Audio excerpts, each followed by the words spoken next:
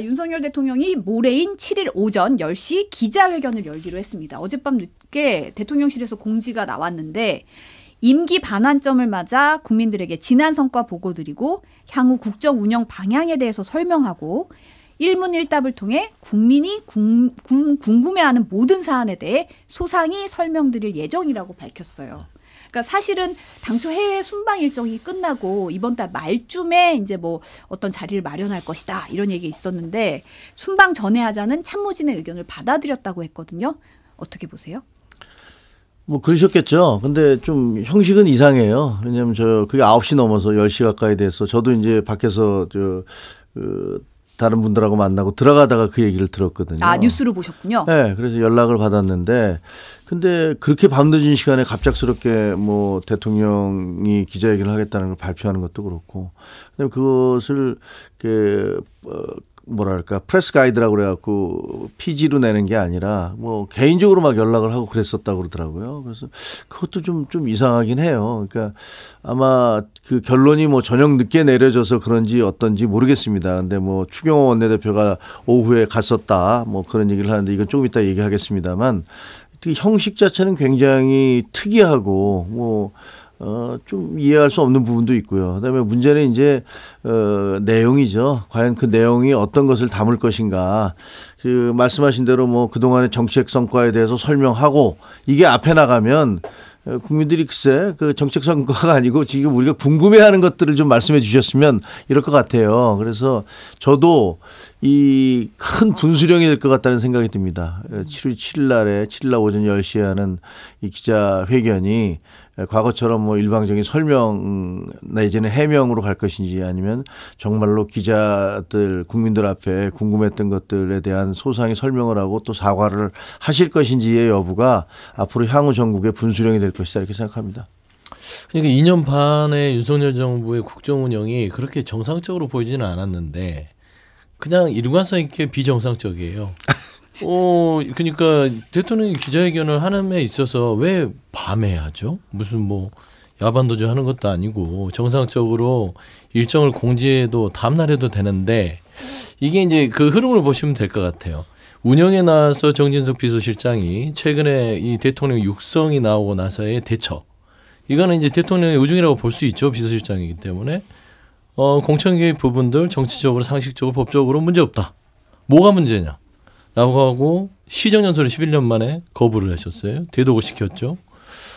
따지고 보면 7일날 기자회견을 공지하기 전에 그러면 시정연설에 나오셔서 얘기하면 되잖아요. 본인의 성과도 얘기하고 국민한테 어떤 사과할 부분 사과하고 그런 자리가 있음에도 불구하고 한동훈 대표가 결국에는 사과를 요구하고 나머지 3개는 그동안 했던 김건희 여사의 활동중단 요구를 했더니 이게 아마 고심한 것 같아요. 그러니까 한동훈 대표한테 끌려다니지 않겠다. 그러니까 당내에서도 한동훈 대표한테 끌려다니지 마시고 직접적으로 주도권을 가지십시오라는 의견이 관철된 게 아닌가. 그래서 오늘 아침 추경호 원내대표가 본인이 대통령한테 건의를 했다라고 얘기를 해요. 그러면 결국에는 추경호 원내대표는 용산 대통령의 사람으로 우리는 누구나 알고 있기 때문에 한동훈 대표가 하라고 해서 하는 게 아니라 내 사람인 추경호 원내대표가 건의해서 난 한다. 라는 어떤 그런 일정의 의미를 내포하고 있기 때문에 참 한가하다. 예. 저는 그런 좀 평가하고 싶습니다. 이런 오해를 받을 수 있는 게 그러다 보니까 저도 이제 언론에 신문사에 평생 있었잖아요. 그러니까 어저께 저녁에 메이저 신문 모든 신문의 일면 톱이 다 바뀌었어요. 왜냐면 원래는 이제 한동훈 대표 뭐 또 당의 그 대통령실에 쇄신 촉구 뭐 이렇게 쫙 갔다가 밤에 대통령실이 대통령이 뭘 하겠다라고 이제 다 바뀌어버린 거예요. 그러니까 일각에서는 야 혹시 뭐 그 주어가 누구로 나가는 게 싫어서 이렇게 한 거 아니야? 라면서 저한테 이제 당신 뭐 방송국에 신문사에 오래 있었으니까 알 거 아니야? 이런 얘기도 하더라고요. 뭐 설마 그렇게까지 했을까라고 이제 정말 이런 얘기가 나오는 것 자체가 참으로 비극이다라는 생각이 들긴 합니다만 그럼에도 불구하고 용산 대통령실에서 어쨌든 나는 한동훈에 의해서 끌려다니면서 밀려서 혹은 그쪽의 요구에 의해서 뭘 하는 건 아니야라는 것들을 보여주기 위해서 매우 노력을 하시는 건 분명한 것 같아요. 그렇죠. 그래서 아니 그럴 필요가 뭐가 있을까? 그게 같은 편인데 오히려 야, 이거 한동훈 대표가 그렇게 얘기해서 내가 그걸 전폭적으로 수용해서 이렇게 가겠습니다. 이렇게 얘기하면 누이 좋고 매부 좋고 국민들도 보기도 좋고 우리 지지자들도 아 그래 당정이 지금 화합을 해서 가는구나.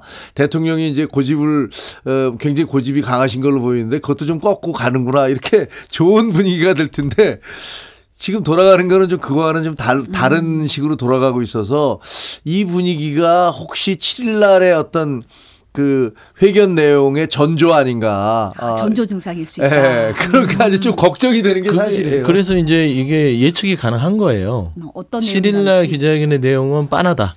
한동훈 대표가 요구하는 거는 하나도 하지 않을 것이다. 그것만 빼고 다 할 거예요.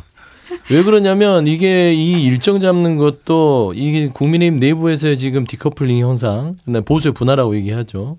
분화를 하면서 한동훈 대표 쪽에 힘이 실리는 것들이 굉장히 좀 부담스럽거나 불쾌하기 때문에 지금 최근에 사과 요구 자체에서 더 불쾌했을 거예요. 그렇기 때문에 이제는 용산이 한동훈 대표라는 보수 집권 여당의 대표에게 끌려가는 모양새가 이제 현실화되는 게 너무 싫은 거죠. 그러니까 먼저 치고 들어갔고 내용 자체도 한동훈 대표 외에 본인들의 얘기를 할 것이기 때문에 그 카드를 보면 한 두 가지가 있는데 제일 생생하게 좋은 거는 이부속실입니다. 저는 이부속실을 가지고 김건희 여사의 문제를 조금 상쇄시키려고 할 것이고 특감 정도는 고만고만한 얘기 할 것 같아요. 여야가 서로 합의해 오면 뭐 하겠다.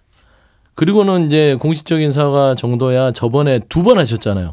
본인 배우자에 대해서 뭐 박절하지 못했다, 뭐 심려를 끼쳐드렸다. 이번에 3번째거든요.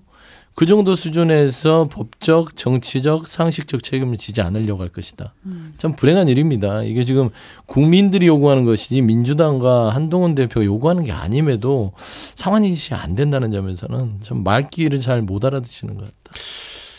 저는 그래도 네. 지금 이렇게까지 민심이 이반하고 있는 게 사실이고 지지도도 폭락을 하고 있고 하니 그냥 맹탕으로 하지는 않을 거 아닌가 이렇게 기대를 해요. 맹탕은 안 될 거다. 네, 만약에 이번에도 지난번에 4월 1일 날 그때 뭐 만우절날 대통령께서 그 의정 갈등과 관련해서 담화를 발표했었잖아요. 근데 그 담화가 사실 그때 현장에서 뛰고 있었던 후보들은 이번에 뭔가 대통령이 이게 확 분위기를 바꿀 수 있는 뭔가를 발표할 것이다 이렇게 기대를 했었거든요. 기대하셨을 거 아니에요. 저도 기대했죠. 안 그러면 우리 죽으니까. 그때 당시에 이제 완전히 저희가 한 10몇 프로까지 앞서고 있다가 그냥 막 직급전직하에서 바닥으로 떨어졌으니까 여기서 이거 안 바꾸면 우리 죽는다라는 생각들을 다 하고 있어서 대통령이 그래도 이 상황을 모르지 않을 테니 해주겠지라고 기다렸었는데 거기서 이제 한 50분 담아 그냥 막 계속 훈계 비슷하게 하셨었고 그걸 보면서 현장에서 보던 사람들은 저도 그랬는데 이제 선거 끝났다. 그리고 그냥 일어나 버렸는데 그게 그런 일이 또 벌어지면 안 되잖아요. 뭐 지금처럼 이렇게 그때보다 상황이 더 안 좋은데 여기서 만약에 대통령이 일방적으로 내가 개혁 과제를 이렇게 하는데 국민들께서 알아주셔야 된다라면서 쭉 이렇게만 얘기한다면 그 뒷감당하기가 결코 쉽지 않아요. 그래서 설마 그렇게 가지는 않을 거다. 그러면 정말 아무도 그 후유증이 그 뒤에 상황이 어떻게 전개될지 알 수가 없으니까 적어도 특별감찰관은 받는다고 그럴 거다. 왜냐하면 특별감찰관을 얘기가 없으면요. 저희 당에서 표결하자고 그럴 거예요. 아마 의원들이 아니 이거 표결합시다라고 하면 지금 분위기에서는 압도적으로 통과될 거로 보이지거든요.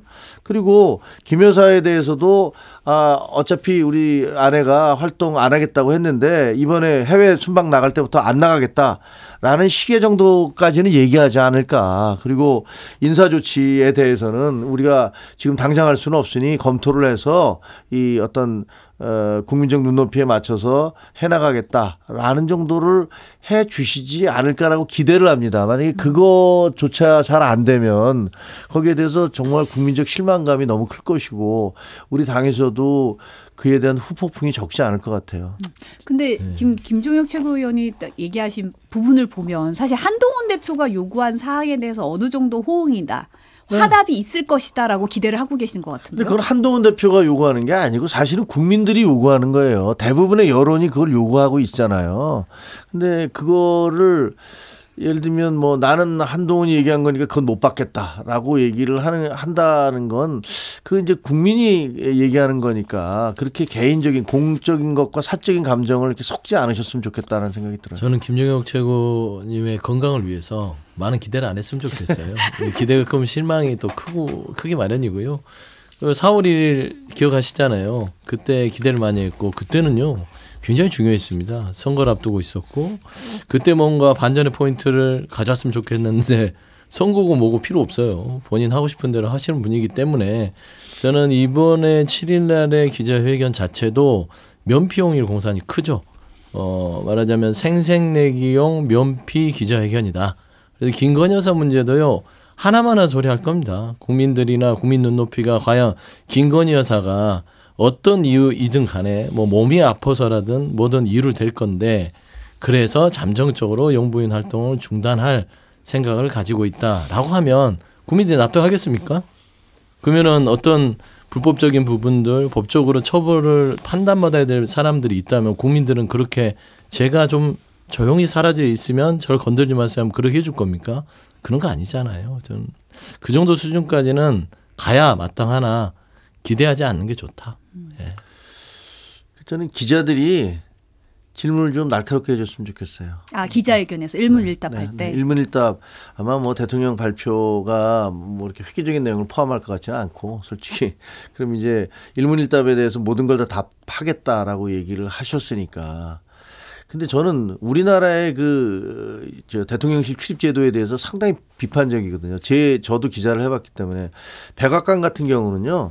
그 백악관 출입 기자들은 그대로 있어요. 그리고 거기서 이제 그 대통령이 바뀌는 거예요. 그러니까 백악관 출입 기자들은 그 이전의 대통령은 어떻게 했는지 그리고 그 이후의 대통령은 어떻게 했는지 비교도 가능하고 거기에 대해 지적도 가능해요. 근데 우리나라 대통령실은요 전리품처럼 들어가거든요. 그 집권당에서 승리한 정당에 출입하던 기자들이 우르르 다 들어가요. 그러니까 나쁜 얘기로 좀 비판적인 시각으로 보면 서로 이해관계가 다 얽혀있던 함께 동지로서 싸웠던 사람들이 들어가는 식이 되는 거예요. 그러니까 기자들도 되게 대통령실 처음 들어가 보고 그리고 거기 들어가는 분들 정치인들도 처음 들어가니까 초짜들의 행진이 되는 거죠. 그러다 보니까 아무런 비판적인 내용도 잘 안 나오게 되고 이런 문제가 있어요. 그래서 그런 한계를 뭐 지금 당장 바꿀 수는 없다 하더라도 이번에 기자회견장에서 기자들이 좀 계속 팔로우업도 하고 질문에 대해서 그냥 두루뭉술이로 넘어가려고 하면 이거 추가 질문하겠습니다라고 해서 거기에 대한 질문을 하고 그런 식으로 좀 더 날카로운 국민들의 눈높이에 맞는 대통령실만 국민의 눈높이에 안 맞는다고 할 게 아니라 기자들도 좀 국민의 눈높이에 맞춰서 질문을 좀 해줬으면 좋겠어요. 지금 대통령실 얘기로는 사실 지난번처럼 기자회견이 이루어질 경우에는 질문에 사실 약간 동문서답한 그러니까요. 사례가 있었잖아요. 전례가 있다 보니까 이번에는 주제별로 질문에 답하고 다음 사안으로 넘어가는 방식이 아니라 한 사안에 여러 차례 후속 질문을 받아서 대답하고 시간이 길어지더라도 질문이 더 이상 나오지 않을 때까지 질의응답하겠다. 이런 입장 밝혔거든요. 그러니까 이른바 끝장 회견을 하겠다라는 식으로 지금 입장을 내놨는데 이렇게 되면 좀 질문이 좀 더 날카롭게 후속 질문이 들어가면 이 동문서답이 아니라 좀 더 본질이 뭔지를 좀 접근할 수 있지 않을까. 근데 언론 환경이 그 기자들만 탓할 건 아니에요. 환경 자체가 이 윤석열 정부가 언론의 어떤 여러 가지의 자유로운 취재 방식들에 대해서 다양한 방식으로 억압을 하고 있기 때문에 개인의 기자였으면 그렇게 하겠으나 회사의 전망도 걸린 상황이에요. 그렇기 때문에 그거는 이제 기자에 대해서 날카로운 질문을 요구하는 희망사항은 저도 같은 공감하나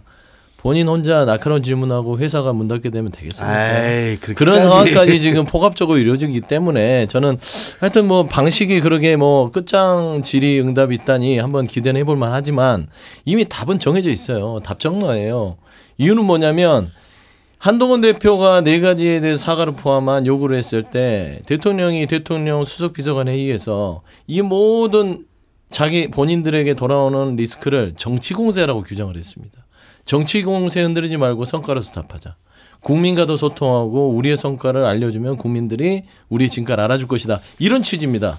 여전히 변하지 않아요. 그러니까 결국엔 7일 날 대통령이 할 말은 명태균 씨는 어차피 정치 브로커고 이 부분을 민주당이나 야당에서 정치적인 공세 소재로 사용하는 거고 이거는 법과 원칙에 따라서 검찰이 수사하면 된다.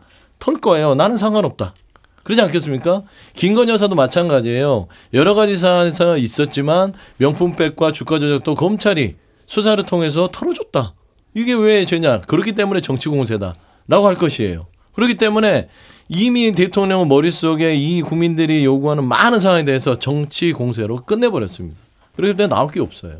그래서 저는 기자들이 내일 질문을 날카롭게 하면서 이 박탈감과 상실감을 느낄 걸 생각하면 좀 안타깝다 생각합니다. 댓글로 여러분들이 모레 기자회견에서 MBC 기자 질문 받으면 인정이라고 하셨는데 저희가 사실은 받겠죠, 당연히. 이때까지 질문을 되고. 매번 했지만 사실 한 번도 질문 못했어요. 그래요? 네, 받아야죠. 이번에 좀 받으면 그래도 좀 인정하신다는 잘못하다가 또 끌려나가는 수가 있어요. 입틀막으로. 아이, 뭔 소리 기자회견장에서. 아니, 그런 뭐 광경들을 우리가 상상하도 못한 광경들이 나타나니까. 근데 사실 지금 한동훈 대표가 어제는 사과를 요구했고 오늘은 국민 눈높이에 맞는 대국민 담화 기자회견 돼야 된다라는 입장을 밝혔거든요. 어떻게 보면은 지금 사실은 추경호 원내대표가 이제 어제 다녀왔어 얘기하기 전까지는 그래도 이제 한동훈 대표 요구에 어느 정도 화답한 거 아니야? 호응한 거 아니야? 이런 얘기도 좀 나왔었는데. 근데 저는 그게 좀 이해가 안 되더라고요.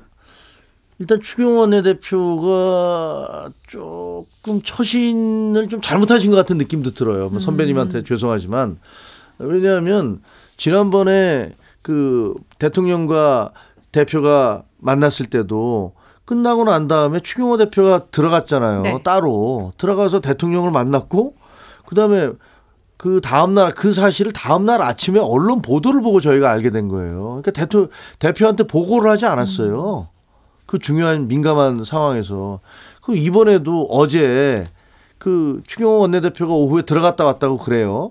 근데 그 사실도 오늘 아침에 저희는 브리핑을 보고 안 거예요. 대표한테 보고를 하지 않았어요. 그러니까 이게 뭐지라는 생각이 들더라고요. 그러니까 어제 대표가 최고회의에서 대통령의 사과를 포함한 국정쇄신을 요구를 했고 그다음에 이제 저녁에 화답 비슷하게 나온 거잖아요. 근데 꼭 중간에 원내대표가 들어갔다 와서 나는 한동훈 대표가 이게 요구해서가 아니고 추경호 원내대표가 나한테 얘기했기 때문에 내가 거기에 응답하는 거야. 라는 식의 그림을 일부러 만들어내는 듯한. 그럼 그게 무슨 의미가 있겠습니까? 그 이전에 뭐 추경호 원내대표가 대통령실에 대해서 비판적인 신분이 전혀 아니잖아요. 근데 그런 분이 갑자기 대표가 이거 문제가 있고 이거 고치셔야 되고 이런 요구를 하고 난 다음에 들어갔다 오니까 나 이 사람 얘기를 듣고 내가 바꾸는 거야 라고 얘기하는 게 무슨 어린이들 장난 같다는 생각도 들고 이게 뭐지? 왜 이런 식의 그림을 만들어내지? 이게 국정 운영의 프레임 치고는 좀 너무 낮다. 품격이 너무 낮다라는 생각이 들어서 그거에 대해서 저는 추경호 원내대표님한테 좀 대표님한테 좀 서운하고 그런 식으로 행동 대표한테 보고를 하고 제가 갔다 왔더니 뭐 대통령한테 이런 말씀을 드렸고 대통령이 이렇게 답했습니다라고 마땅히 보고를 해야 되는 거 아니에요?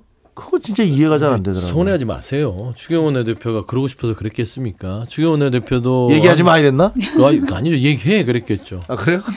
아니 그게 아니라 한동훈 대표와 추경호 원내대표는 상의 안 한 지 오래된 걸로 제가 알고 있고요. 결국에는 집권여당이 여전히 용산 때문에 한 지붕 두 가족 집살림을 하고 있어요. 불행이죠. 원내대표와 당대표가 손을 잡고 민생이나 여러 가지 정치 현안을 해결해도 부족할 판에 지금 용산 쪽의 어떤 영향력이 여전히 국민의힘을 장악하면서 한 걸음도 못 나가고 있는 거. 이건 인정해야 되는데 추경호 원내대표 저희가 상식적으로 그렇습니다. 이분 경제부총리까지 했고 관료로 오래 살아왔기 때문에 이 정도 ABC는 아시는 분인데 지시를 받지 않았냐 싶어요. 용산에서 당신이 했다고 정확하게 못을 박아. 우리의 기자회견은 한동훈 때문에 하는 게 아니야. 추경호 원내대표 당신 친윤인 당신 때문에 하는 거라는 것을 만천하에 알리시오. 라고 지시를 받았으니까 하지. 제가 아는 추경호 원내대표 그런 경험 없는 사람 아니기 때문에 그렇죠. 지시에 의해서 움직이는 그런 상황이 돼버렸죠. 사실이라면 그러면 진짜 7일 날 그 기자회견에서 나올 내용도 대충 아까 얘기한 전조라고 얘기했지만 그 틀에서 준비하고 있나? 그럼 저희는 사실 걱정이 되거든요. 그러면 민심이 엄청나게 이반할 텐데 어떻게 하려고 그러나. 근데 이제 사실 친윤계 기류는 좀 달라졌다? 이런 느낌이 좀 들긴 하는 게 이제 김재원 최고위원도 어제 뭐 최고위원회의에서 뭐 좀 바뀌어야 된다. 지금 뭐든지 해야 된다. 이런 얘기도 했다고 하고 저희 출입기자가 전화기를 한 친윤계 의원 중에 김건희 여사가 멀리 떨어진 섬 지역에 봉사라도 가면 되겠냐. 해외라도 나가면 여론이 좀 달라지겠냐라고 물었다. 없다는 거예요. 그러니까 이게 이제 어떻게 해야 되냐 이제 좀 이 뭐 좀 해결을 해야 된다라는 다급한 이제 기조 변화가 느껴진다, 뭐 기류 변화가 느껴진다 이런 얘기를 좀 전하더라고요. 국회의원들은 국회의원들을 풀에 비유하면 이제 민심이 바람인데 그 어떤 경우는 바람 안 불어도 눕기도 하고 김수영 시인의 풀이라는 시가 생각납니다만 아무튼 느끼기에는 제가 보기에는 이른바 친윤이라고 불렸던 의원들도 지금 기자들이 전화를 하면 친윤계니까 전화 드렸다고 하면서 이렇게 전화를 하면 답을 하는 사람이 거의 없대요. 몇 명밖에 안 된대요. 너나 없이 전부 다 나이장 더 이상 친윤이라는 프레임에 날 넣지 마라. 그 카테고리에 날 넣지 마라. 뭐 이런 분위기인 건 사실인 것 같아요. 그리고 뭐 친윤이 됐든 비윤이 됐든 그 누가 봐도 상식적으로 이해가 할 수 없는 부분들이 꽤 있잖아요. 그 의원들은 지역에서 유권자들과 당원들의 얘기를 계속 듣는데 전혀 말이 안 되고 뜬금없는 그런 주장을 해대면 유권자들이나 당원들이 가만히 있겠습니까? 그러니까 아마 분명히 그럴 거예요. 당에 가면 당원들이 핵심 당원들이 당신 절대로 친윤 흉내내지 마라. 당선되고 싶으면 그런 얘기 하지 마라. 이런 얘기 할 거라고요. 그러니까 아마 그런 반응들이 나오는 것도 어떻게 보면 뭐 일견 자연스럽기도 하죠. 약간 비겁하긴 해요. 근데 최악의 경우 이제 상상인데 지금 전조가 있어요. 김건희 여사가 많이 아프다라는 말을 한동훈 대표와의 만남에서 했다고 우리가 알고 있어요. 네. 그래서 지금 김건희 여사는 많이 아플 예정일 수도 있어요. 그래서 많이 아파서 아까 친윤 의원 김 여사가 섬에 봉사라도 가면 되겠냐, 회의라도 가면 되겠냐. 이게 뭐냐면 와병으로 인한 잠정적인 영부인 활동의 중단 정도가 용산에서 낼 수 있는 가장 큰 결단일 수도 있다. 왜 그러냐면 이게 참 나름 꼼수인 게 지금 김건희 여사에 대한 특검은 피해갈 수 없는 상황이 국민적으로 높기 때문에 그런데 아픈 사람에게 특검을 요구하고 하는 그런 대응 방식까지도 고민하고 있지 않냐 지금 볼 수 있는데 저는 가능성이 아예 없다고 보지는 않습니다. 그래서 그 정도 와병설로 인한 영부인 활동의 잠정 중단 7일 날 나올 수도 있다. 그러지만 최악이다. 뭐 최악이에요. 아니죠. 그쪽에서 원했던 거 아닌가요? 아니요. 법적인 책임을 지실 거는 지고 쉬셔야지. 법적인 책임. 그러면 또 다른 이번에 얘기니까. 사실은 해외 순방 일정이 있는데 거기에 동행을 할까요? 김건희 여사가? 아니 저는 아까 말씀드렸듯이 뭐 아마 그 여사의 어떤 활동을 제한하겠다, 그러니까 줄이겠다라고 얘기하면서 뭐 몸도 안 좋고 그러니까 이번에는 안 나가겠다는 식으로 하지 않을까 싶어요. 이번에 만약에 또 바로 그냥 그 알맹이 없는 그러니까 예를 들면 기자회견을 하고 그다음에 여사와 함께 해외로 간다면 그러면 그거에 대한 여론의 반응 그러면 굉장히 심각할 것 같아요.